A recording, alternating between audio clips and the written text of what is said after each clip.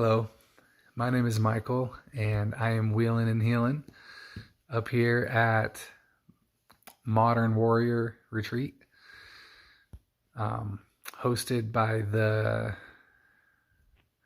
a couple groups that are coming together along with like the Spokane County Fire Department and such, but Veterans Community Response is the main nonprofit overseeing this, and we're up here at Deer Lake, Washington. It's like 20 minutes or so north of Deer Park, Washington, about an hour north of Spokane. And this is something that they've been doing this retreat for about 15 years now. And I've heard of it before, once or twice, from the ski trips that I go with veterans. And it just sounded awesome. And this was the first year that I got an invitation for it and heard about it in time. And so here I am, sitting, I'll show you. Whoops. Sitting in, that's my bathroom. It's a four person room, but I get it all.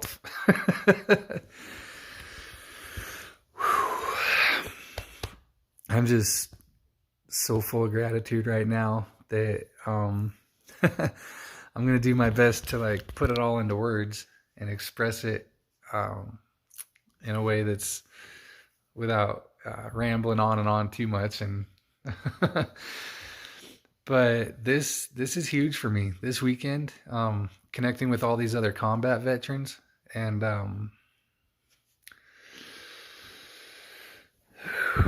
so I've actually more or less avoided people in general for the last few years, but especially veterans, and especially combat veterans.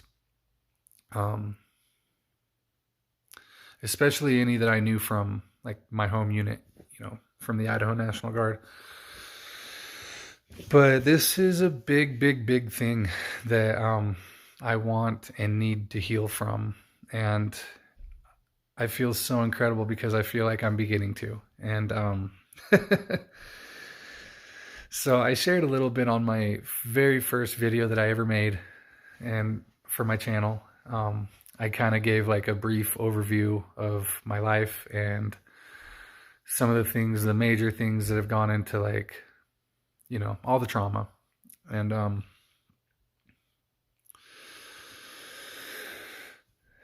so a little about why it was hard for me to hang with veterans is how I got out. And so I signed up for the Idaho National Guard when I was 17, junior in high school, for 6 years, and I completed that contract. Something had happened about 3 years in where I was kind of being coached up and congratulated early for a promotion, and for a few months, and very last minute, they it was given to someone else who decided to move from a different location in order to like receive that promotion. And so I had always made like this pact for myself that if I made sergeant in that first 6 years, I would re-enlist. And so I was just on fire about it. I was proud of my service. I was proud of serving overseas and just everything that, even though it was National Guard and like part-time compared to the active duty guys, I still felt like really proud and felt like I had a place, felt like I had a purpose.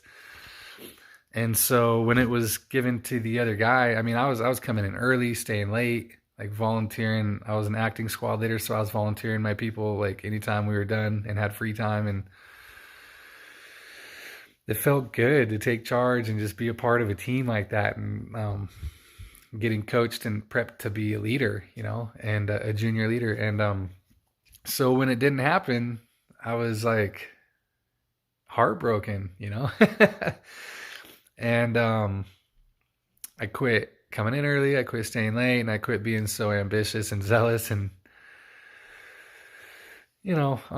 so basically I got out after 6 years, And at that time, I was going through separation with my daughter's mom, my ex-wife, and she was still serving. We met in the National Guard, and she stayed in after I got out. And matter of fact, fast forward like way years later, she's still in. I'm so proud of her. Just to know her, like, it was such an accomplishment. But we were going through a hard time with everything, and Lily was just born, and well, actually, when I got back in, she was almost born. But yeah, it was just a crazy time, and basically, uh, so I got into drugs. That's kind of been my thing, my pattern and my cycle, my go-to for self-medicating or for avoiding, escaping. But it was pretty bad. I got pretty heavy into oxys and oxycontins back in the day when they still had the real ones out, and it just went downhill real fast for me. So when my ex-wife told me about the second our unit getting deployed again to Iraq, it wasn't more than a few days before I was back talking to a recruiter about getting back in. And so in my mind, it was like a way to get away from the downhill slide and get away from the drugs, and just get myself out of Dodge for another year or so, and make a bunch of money and come back and go to school and be this success story, blah blah blah blah blah. Well, that didn't happen. In my first 5 months in, I ended up failing 3 drug tests, and it was a step-by-step process, but basically the first one was a warning that was going to put me on a 12-month unit level probation and some things like that. And the second one, that was when they got a little more serious with me, and they told me that they were going to submit a file to have me dishonorably discharged. And somehow that got denied. And then they tested me again, and I failed that one. So 3 in a row. And they submitted another packet on me to try to get the dishonorable discharge. And that one got denied. And so the 5th weekend, being back in, the battalion commander came up on the Sunday of that drill weekend and asked to borrow the first sergeant's office for a little bit. And then they had me come in to talk to him. And it was just me and him. I don't think there was anyone else. Or there might have been, but I don't remember there being anyone else in the room. And, he didn't know me well, and I didn't know him well, but he knew my ex-wife pretty well, because she was a full-timer, and so she kind of knew all of the leadership pretty far up. And he knew me on paper, and word of mouth, whatever. Like, I wasn't the most, top tier soldier, but I wasn't like a total piece of crap either. So he was just like, I don't know what you're going through. And he's like, I just know that you've been a good soldier, and that you seem to be a good guy. And he's like, we all go through stuff sometimes. And he's like, I don't know what you're going through, but I don't want to take your VA benefits away from you, because he's like, I think that that's something that you're going to need for your path. And so I got out, and a couple months later, I was getting into treatment. I went to Teen Challenge Men's Center for 12 months, a 12-month program, and it was offset by just 1 month from that deployment. So it was like my own little deployment for recovery, or something. But I think it was I know it was July, and I graduated in August, so it was about a month and a half, maybe about a month before I graduated that program. A staff member came and got my attention one day when I got back from the job site, and they're like, "Hey, we need to talk to you. You know, we just got a message from your National Guard unit, and they said that a couple people from my unit that I knew were killed in an incident outside the gate." And it took a little bit for it to kind of set in. Um, Not that long though, because I know it was guilt, this guilt. But they let me go with an intern. It was basically like a semi-formal staff member, unofficial staff member from the program. Took me to the memorial to be able to go be a part of it, and I was the only one there that like wasn't wearing a uniform, and everyone there knew me. I knew everyone, and it was just this awkward silence. Most of them staring at me from across the room, and it was just this weird thing, you know. I mean, I know that there was rumors, you know. Everyone kind of knew it was like a little village, you know, where we all got really close, and everybody just it's like high school drama where everyone, at least where everyone thinks they know everything about everyone. But I just had this feeling of like that I don't belong, you know.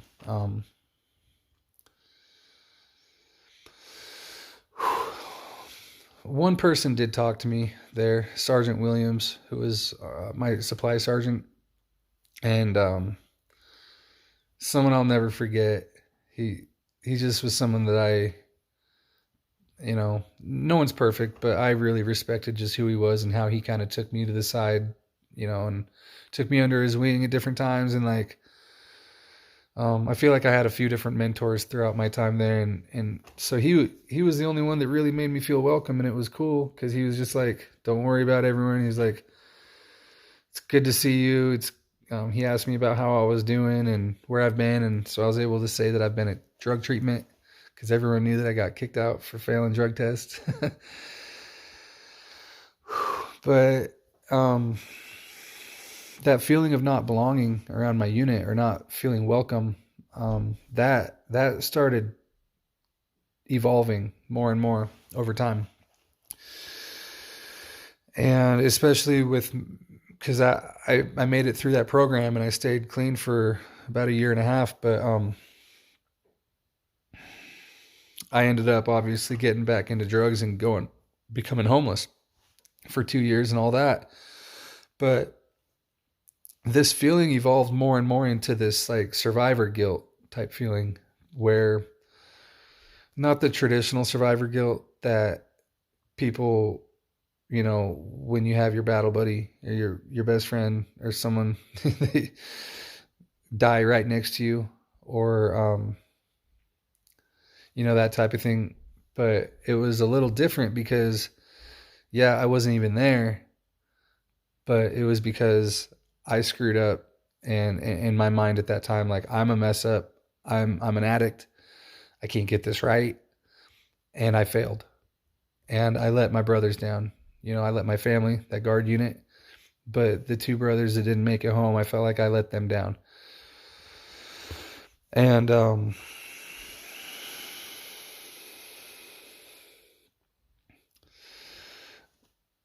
so it's just been hard for me to be around other veterans because of this feeling that I like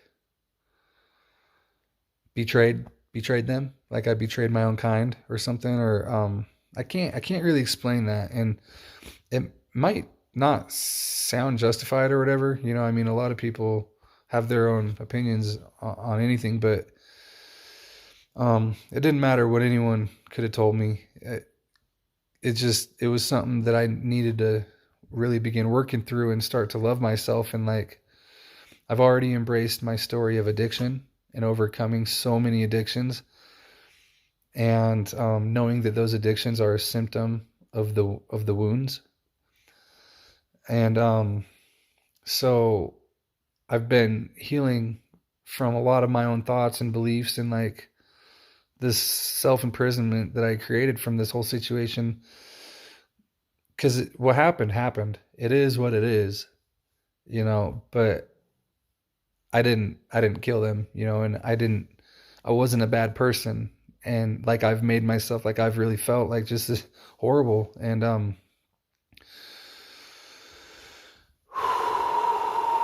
so basically the only people that I've really hung out with that were veterans were people that I met coming out of homelessness that were a part of this transitional housing program called the Pioneer Victory House, and we were all homeless in one way or another. We were all like a box of misfit toys.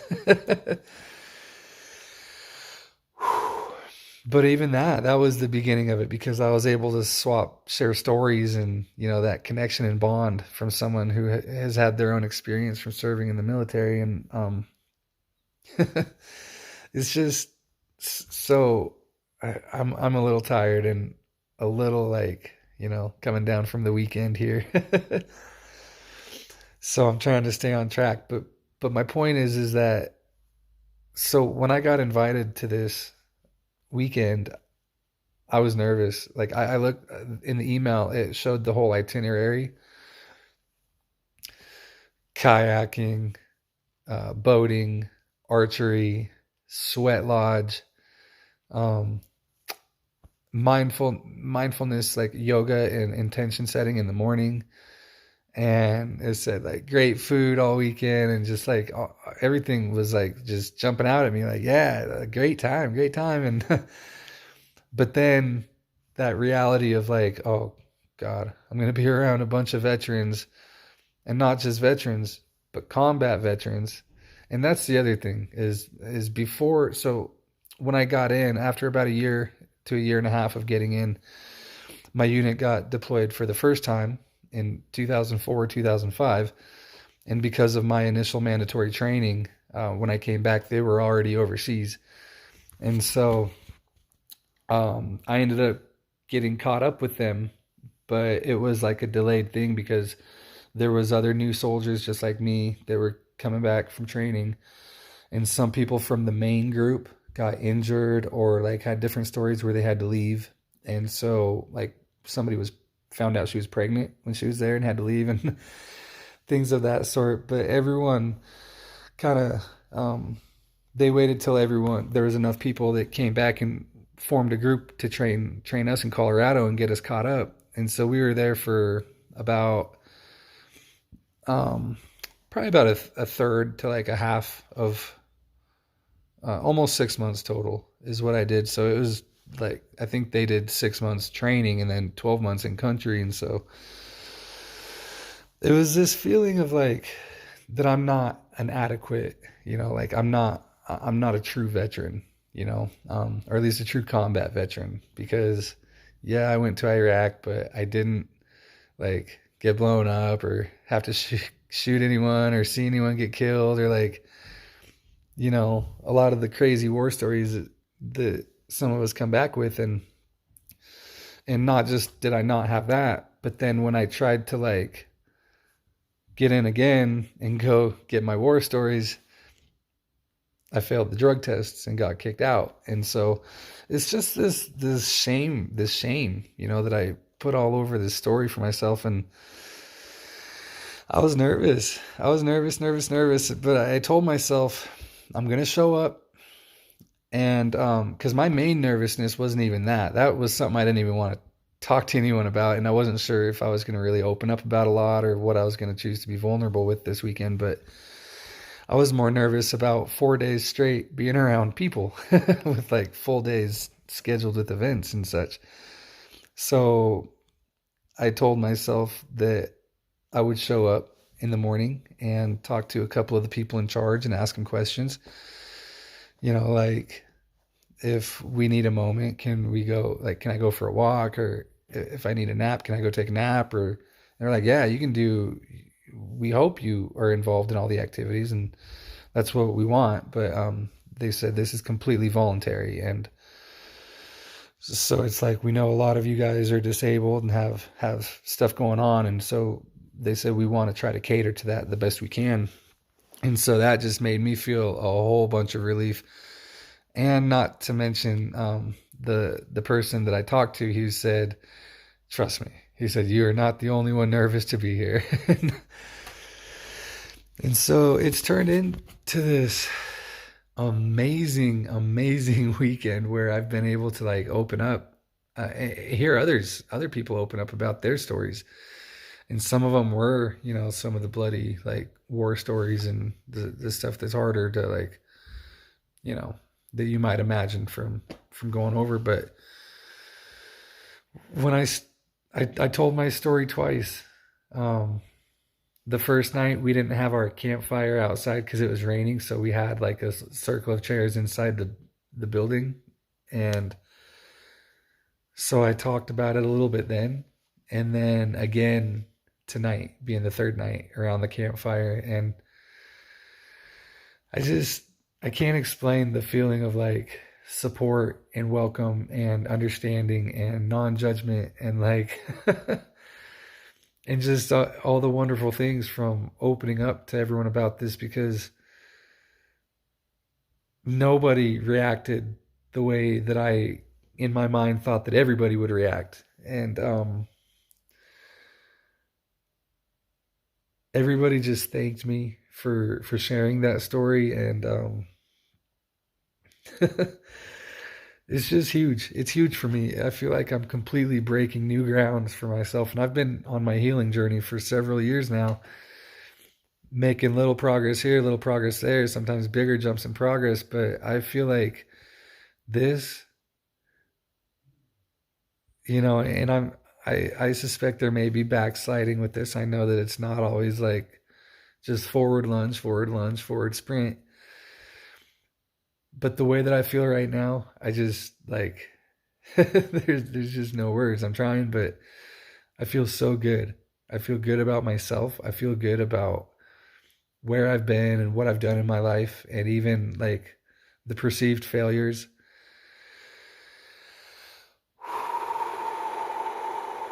Nobody's lived a perfect life. And that's the thing, is we've all done things that we're guilty or ashamed of, I'm sure. And we all have our completely, totally different walks, but this is just something that's so huge for me because, I wasn't one of those kids that like my whole family didn't serve, great grandpa, grandpa, dad, my dad, my stepdad did serve, but, and I think my blood grandpa did, but, and then my little brother ended up becoming a Marine, but it just wasn't, I wasn't one of those patriotic kids that like grew up in this patriotic family that just always knew I was going to be in the service. I actually used to despise conversations about the service because it was usually my stepdad telling me that I should consider it because we were poor. we were poor basically, and we didn't have a lot of money. And if it's not that, or like getting scholarships and grants to go to like a tech school or something, is basically like that, or be a failure, like not have a chance of like life, and I just hated it. I didn't like it. And there might have been more to it than that. I just don't know for sure. But I hated it so much that like I even used to make fun of the ROTC kids. And it had nothing to do with who they were. It was just that group of people wearing those uniforms. It was just this thing that like I wanted to make fun of it. I didn't. So when I joined, it was my junior year at high school, and we always had these recruiters that would come set up their tables at lunchtime and stuff, and Marines, Coast Guard, Air Force, all of them. And I just would like kind of laugh at them, like, these guys, But this National Guard recruiter, one day I recognized him, and I knew who he was. And so I was like, whoa, man. I said, how do I know you? What's up, soldier boy? And I thought he was cool. He dated my cousin, and I didn't know him well. I just like, I remember it stuck out to me because I actually only met him one time, but I sat in his car and he had subwoofers with bass, and I was a little kid. It was the first time I ever heard music that loud. And so I think that's how I remembered him. But it was crazy. I was excited about the connection, and he was telling me all about it, and I was like, man, that doesn't sound too bad. sure enough, I mean, I said, "Come on over," and he came back to Kellogg that following Saturday and sat down at the table with me and my parents and signed up. It was like something total 180. I mean, I didn't have like a direction that I was going, but from me not wanting anything to do with it, that was a complete 180 to just like on the spur of the moment getting in. And so I really enjoyed it once I got in, and I was scared. I mean, I was scared when I was leaving home for my first time ever to go to boot camp, and that whole experience of getting running around like crazy, and you know the southern eastern United States, and it turned into something that I was really really proud of myself for. And like I said, I felt like I had a purpose, and I felt like I had a place, and I felt like I was a part of a family that was. It wasn't like blood family. This was something so hard to explain, but it was so much bigger than me, and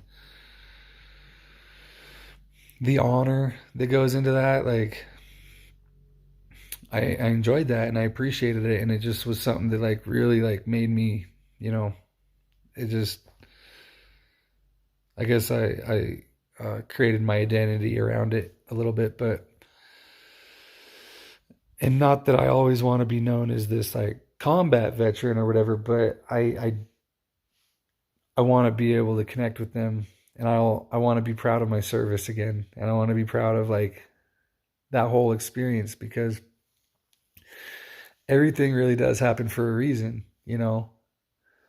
Um, one of the two soldiers that didn't make it home from my story, that from my unit, his mom and dad basically, but mostly his mom, out of her grief, she used it in a very powerful and positive way and created this organization in North Idaho called New Beginnings.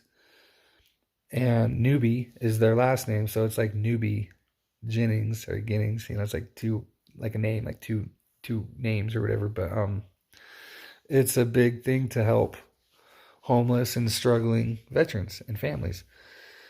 It's like a big thrift store, and I think they're involved in so much more now. But that's what it started out to be. It was like a thrift store. Like people donate stuff, and it gets sorted and put on the shelves.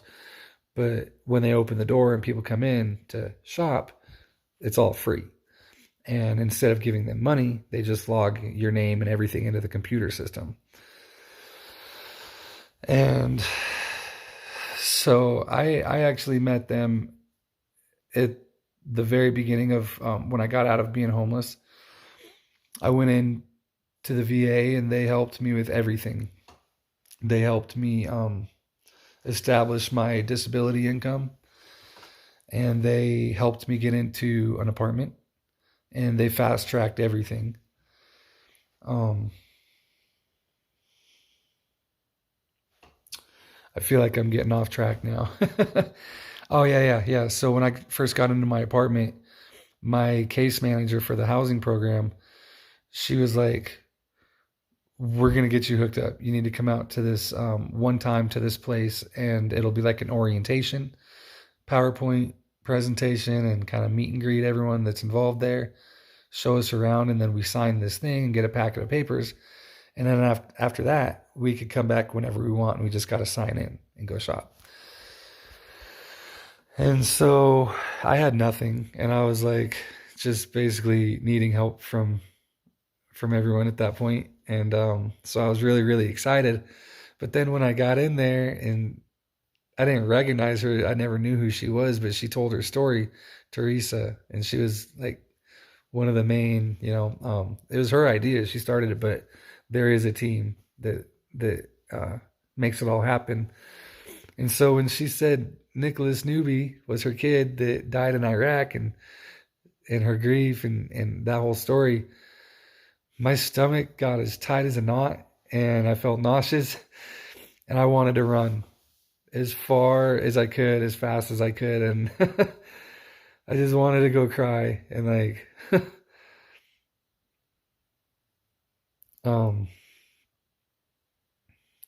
I still haven't actually had a conversation with her yet, which I think will be like another huge leap in my healing in these energies within myself. But um gosh, it's really bittersweet now because it's still like I'm not fully cleared of all these, all that guilt and stuff, but it's moving. And I can feel it moving. And this has just been such an awesome weekend. I'm so grateful, like, for every part of it, for getting invited and for everyone that put this together. All the people that come in and have been feeding us meals. It's like different groups of volunteers from different places have come in for like each given meal, and these two women have been helping like with everything. It's incredible, all the hands and everything that makes this happen. But um for me and my healing and wheeling and healing journey, I just felt like it was perfectly appropriate to like get on here and talk about this right now, which I don't know if that's the best because I am tired and all that. So maybe I could have presented this information a little differently first thing in the morning, or, not at the end of a weekend around people the whole time. But I just wanted to talk about it because it's so fresh and real right now. And like my gratitude and just my appreciation for everything and everyone. um, yeah. Wow. So, so there's that. My mind is getting spacey on me like every other thought now, so I think that's a sign to kind of just tune out and go to bed. But yeah, so that's all. I'm just really grateful for this modern warriors retreat up here at Deer Lake, Washington. My name is Michael, and I'm wheeling and healing. Infinite love and blessings for you all.